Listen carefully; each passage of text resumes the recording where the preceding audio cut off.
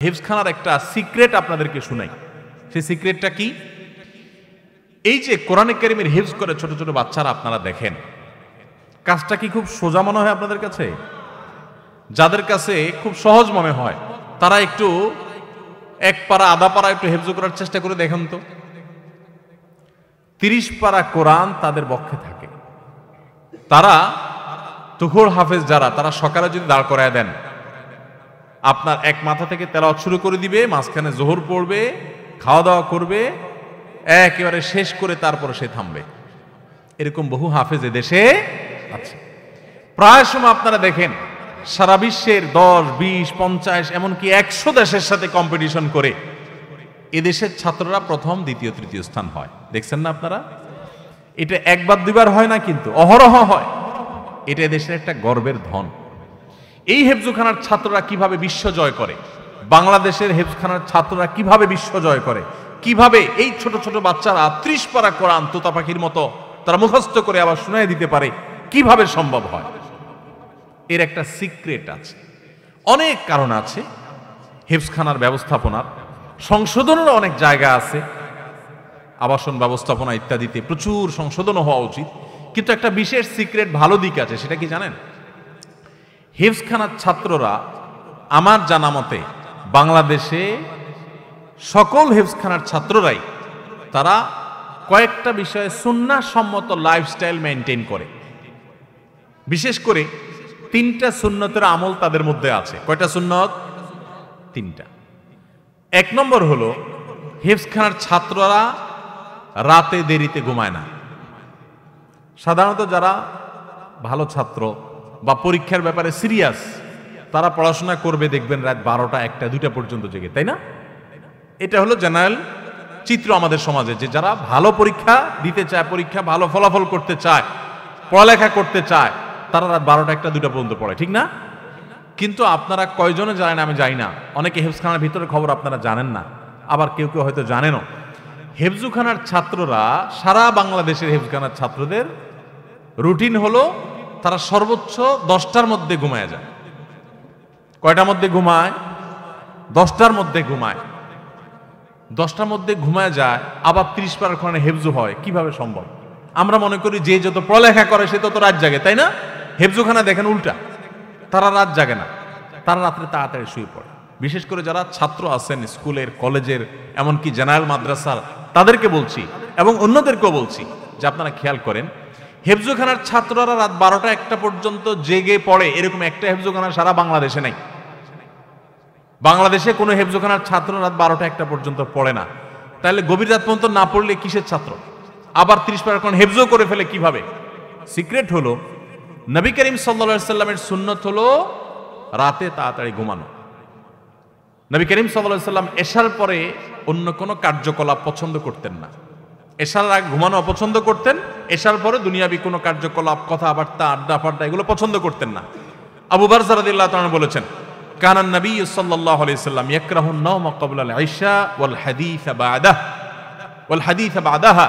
হাদিসটি বুখারী মুসলিম এক জায়গায় বর্ণনা করেছে। তিনি বলেছেন, নবী সাল্লাল্লাহু আলাইহি সাল্লাম মাগরিবের আগে ঘুমানোটা এশার আগে ঘুমানোটা অপছন্দ করতেন মাগরিবের পরে, আর এশার পরে কথা বলা অপছন্দ করতেন, ঘুমানোটা পছন্দ করতেন। এশার পর কোনো কথা নাই, সাথে সাথে ঘুম।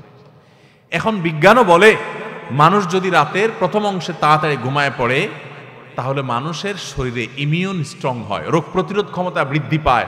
এটা স্বাস্থ্যের জন্য ভালো। রাত জাগা ভয়ঙ্কর ক্ষতি ডেকে আনে মানুষের।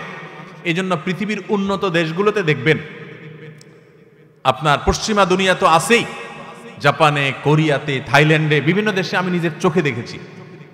আর বহু দেশের চিত্র আপনি অনলাইনে সার্চ করলেও জানতে পারবেন, যে তাদের দেশে মানুষগুলো সন্ধ্যার পরপর তারা খাওয়া দাওয়া করে শুয়ে পড়ে। যেহেতু অমুসলিম বেশিরভাগ, তাদের তো আর এশার নামাজ নাই, তারা সন্ধ্যার পরপর খেয়ে তাড়াতাড়ি করে শুয়ে পড়ে, আবার ভোরে তারা উঠে যায়। তো রাতে তাড়াতাড়ি ঘুমানোর কারণে তাদেরও দেখা যায় আর্থিক এবং জাগতিক আয় উন্নতি এগুলো হয়েছে। আর আমাদের হেফজখানার ছাত্রদের আমরা দেখলাম যে তারা রাত 10টার ভিতরে 100% হেফজখানার ছাত্ররা শুয়ে পড়ে, বরং এশার পরপর তারা খুব দ্রুততার সাথে শুয়ে পড়ে। এশা একটু দেরিতে হয় মাদ্রাসাগুলোতে, এশা পড়ে তারা তাড়াতাড়ি শুয়ে পড়ে এবং উঠে কখন? একটা সুন্নত হলো তাহলে রাতে তাড়াতাড়ি ঘুমায় তারা। আরেকটা সিক্রেট তাদের সাফল্যের, সেটা কি?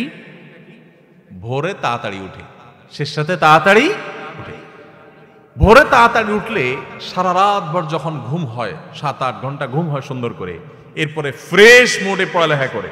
সারাদিন আপনি ঘুমেছিলেন না, বিকাল সন্ধ্যা, এরপরে রাত 12টা মতো পড়ছেন, আপনার তো ঘুমের মুড থাকে, ব্রেন তো আপনার সচল ছিল এবং ইউজ ছিল, খুব প্রেসারে ছিল। এখন আপনি আবার পড়াশোনার চাপ দিচ্ছেন, ব্রেন তো নিতে পারবে না। কিন্তু 6-7-8 ঘন্টা ঘুমের পর ফ্রেশ মোডে উঠছেন, এবার ভোর রাতে পড়াশোনা শুরু করছেন, এই পড়াশোনা খুব দ্রুততার সাথে আপনার স্মৃতিতে গেঁথে যাবে। আমার শিক্ষার্থী ভাইরা, বেশিরভাগ ছেলেফেলেরা, বিশেষ করে স্কুল কলেজের ভাইরা আমার, তা বোনেরা আমার, তাদের দেখা যায় রাতে 1টা পর্যন্ত পড়ে, 2টা পর্যন্ত পড়ে, আর সকালে 9টা পর্যন্ত শুয়ে থাকে। ঠিক না ভাই? ঠিক। তো যখন পড়া দরকার তখন পড়ে না। তারা অনেকে অনেক ভালো রেজাল্ট করছে, কিন্তু তারা যদি সুন্নাহ লাইফস্টাইল করেন তারা আরো ভালো করতে পারবে। তো হেফজখানার ছাত্রদের উন্নতির সিক্রেট, 3টা সিক্রেট আপনাদেরকে আমি বলছি। 1 নম্বর, তারা রাতে তাড়াতাড়ি শুয়ে পড়ে। 2 নম্বর হলো ভোরে তাড়াতাড়ি উঠে যায়, উঠে তাদের পড়ালেখা লেগে যায়। ওই টাইমের কাজ অনেক গুরুত্বপূর্ণ। এবার আসেন, যারা ছাত্র না, চাকরিজীবী, কর্মজীবী, পেশাজীবী, আপনাদেরকে বলছি, আমাদের দেশে বেশিরভাগ মানুষের অভ্যাস এখনো সকালে ঘুমানো। ঠিক না ভাই? ঠিক। শহরে তো শহরে, এমনকি গ্রামেও এখন মানুষ সকালে 9টা, 8টা, 9টা পর্যন্ত ঘুমায়। ঠিক না ভাই? ঠিক। আমি পৃথিবীর অনেক দেশে দেখছি যে ভোরে সকালে দোকান খুলে ফেলে তারা, আর আমাদের দেশে অনেক দোকান আছে 10টা, 11টা আগে খোলে না। কেন? কারণ পাবলিক সব ঘুমে, দোকানদার খুলে কি করবে? অনেক উন্নত দেশে আমি দেখেছি যে সন্ধ্যার পর রাস্তাঘাটে আর গাড়ি ঘোড়া নাই, তেমন ফাঁকা হয়ে গেছে, মানুষ ঘুমাইতে চলে গেছে। আর আমাদের দেশে রাত 8টা, 9টা মানে সবচাইতে পিক জ্যামের টাইম, কারণ পাবলিক ঘরের গুলো সব বাইরে হয়ে গেছে। আর ভোরবেলা ফজরের পর রাস্তা ফাঁকা ফাঁকা, কারণ সব নাকটাই না ঘুমাইতেছে। ভাইরা আমার, মনে হবে খুব ছোট্ট ইস্যু, ছোট ইস্যু না, অনেক বড় ইস্যু। জীবনের বরকত ধ্বংস হয়ে যায়, প্রোডাক্টিভিটি নষ্ট হয়ে যায় এই সকালের ঘুম। হেফজখানার ছাত্ররা, তাদের দ্বিতীয় সিক্রেট হলো তারা সকালে কাজ করে। নবী সাল্লাল্লাহু আলাইহি ওয়াসাল্লাম দোয়া করেছেন, আল্লাহুম্মা বারিক লি উম্মতি ফি বুকুরিহা, আল্লাহ আমার উম্মতের জন্য ভোরের সময়টাতে আপনি বরকত দান করেন। নবীজি দোয়া করে গেছেন, সকালে আপনি ব্যবসা করবেন, ব্যবসা আল্লাহ বরকত দিবে। চাকরি করবেন, চাকরিতে আল্লাহ বরকত দিবে। পড়ালেখা করবেন, সেখানে আল্লাহ তাআলা বরকত দিবে। আপনি যে কাজ করবেন সে কাজে বরকত হবে। আর যদি ঘুমায় থাকেন তাহলে অলসতা বরকত হবে, মানে অলসতা বেশি হবে। ভাইরা আমার, তাহলে হেফজখানার ছাত্ররা দেখেন ভোর রাতে উঠে যায় এবং পড়ালেখা করে। আমরা অনেকেই সকালের ঘুমে অভ্যস্ত, তাই না? আমিও টুকটাক ঘুমাইতাম।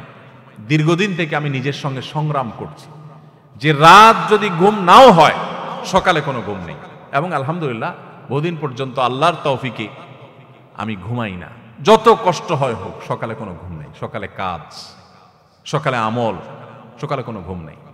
বাংলাদেশের একটা ব্যাপক ব্যাধি এটা, যে আজকে আমাদের ঘরে ঘরে মানুষ গভীর রাত পর্যন্ত কোনো কাজ নাই, অযথা বসে বসে 12টা, 1টা পর্যন্ত মোবাইল টিপবে।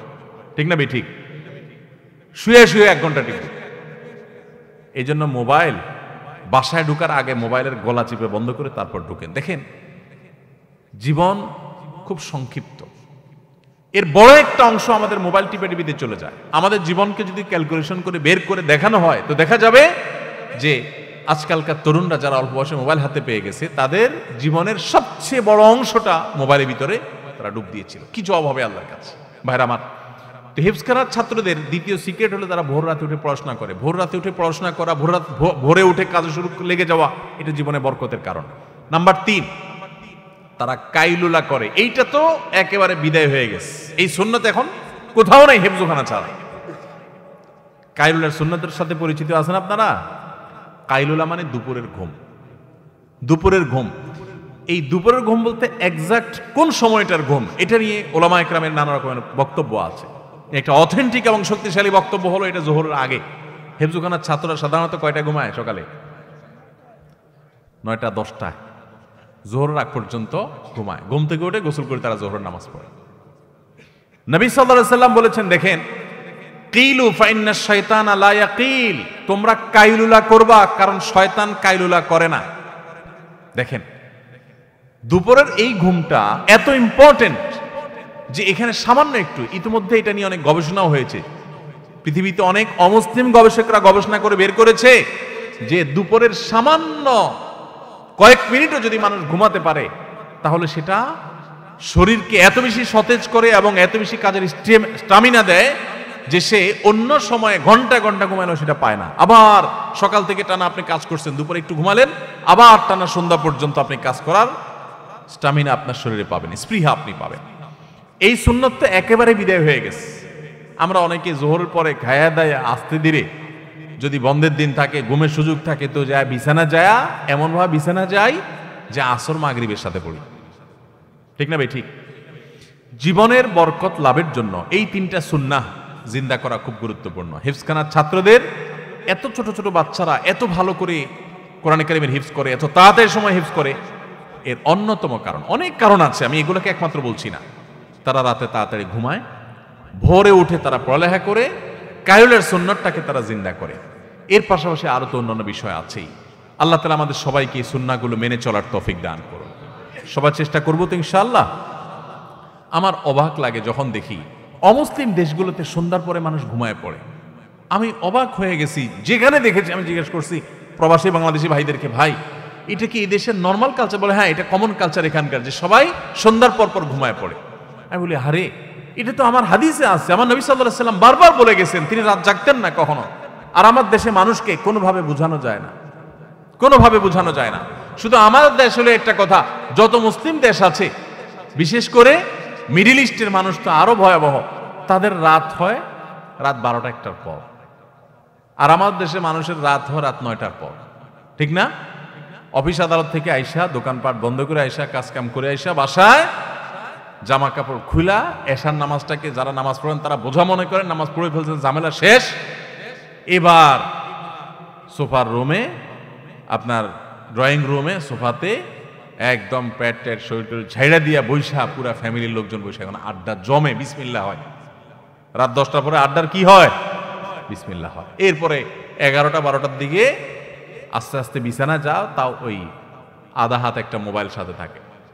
এবার ওইটা আবার আধা ঘন্টা 1 ঘন্টা টিপতে থাকে। ভাইরা আমার, জিন্দিগির বরকত নষ্ট হওয়ার জন্য যথেষ্ট। আমি আলহামদুলিল্লাহ আপনাদেরকে আনন্দের সংবাদ শুনাই। আমার বাসার মধ্যে, বাসা যখন থাকি আমরা, রাত 10টার মধ্যে ঘুম শেষ, সবাই রাত 10টার ভিতরে ঘুমায় যাবে। এই প্রতিজ্ঞাকে বাস্তবায়ন করার জন্য প্রতি মুহূর্তে আমরা চেষ্টা করে যাচ্ছি এবং আলহামদুলিল্লাহ বেশিরভাগ ক্ষেত্রে আমরা সফল। আর সকালে কোনো ঘুম নাই। সকালে যে ছাত্র সে পড়ালেখা চলে যাবে, যে কর্মজীবী সে তার কাজ শুরু করবে, মা তার ঘরের কাজ শুরু করবে, সবাই তার কাজে লেগে যাবে। রাতে তাড়াতাড়ি ঘুমাবে। রাতের ঘুমটা স্বাস্থ্যের জন্য দরকারি। আপনি মনে করেন কিরে ভাই, হুজুর ঘুমের ওয়াজ করতে আসছে, এই ঘুমের মধ্যে আপনার দুনিয়া এবং আখেরাতের, অর্থাৎ এইভাবে সুন্নাহসম্মত উপায়ে ঘুমের মধ্যে আপনার দুনিয়া আখেরাতের প্রভূত কল্যাণ আল্লাহ তাআলার ভিতরে ভরে রাখছে। শয়তান আমাদেরকে উপলব্ধি করতে দেয় না। অতএব আমরা সবাই চেষ্টা করবো তো ইনশাআল্লাহ। আল্লাহ তাআলা আমাদের সবাইকে আমল করার তৌফিক দান করুন। এই মজলিসে যদি এখন জিজ্ঞাসা করি রাত 10টার ভিতরে কতজন শোন, আমি একটু দেখতে চাই কারা কারা কালকে হঠাৎ শুইছেন, সেটা না, ভালো করে শুনেন,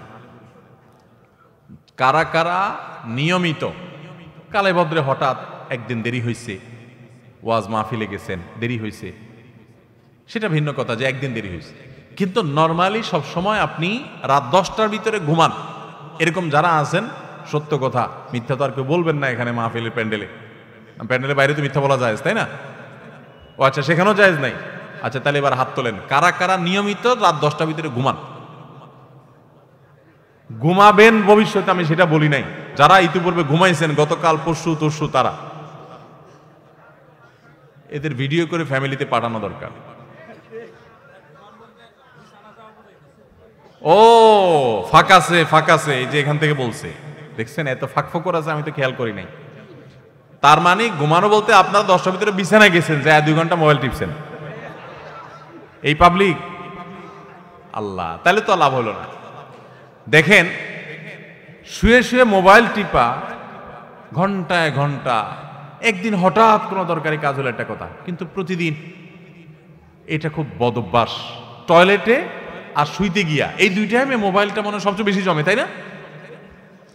বদ অভ্যাস একসময় তো ছাড়তে হবে নাকি? আল্লাহ তাআলা আমাদের সবাইকে আমল করার তৌফিক দান করুন। সবাই ছাড়ার চেষ্টা করবো তো ইনশাআল্লাহ? জি ভাই, আল্লাহ তাআলা আমাদের সবাইকে এই বদ অভ্যাস ছাড়ার প্রতিজ্ঞা করার তৌফিক দান করুন। আপনারা কেউ কি নিয়ত করছেন যে বদ অভ্যাস ছাড়বেন? আসলে নিয়ত করছেন?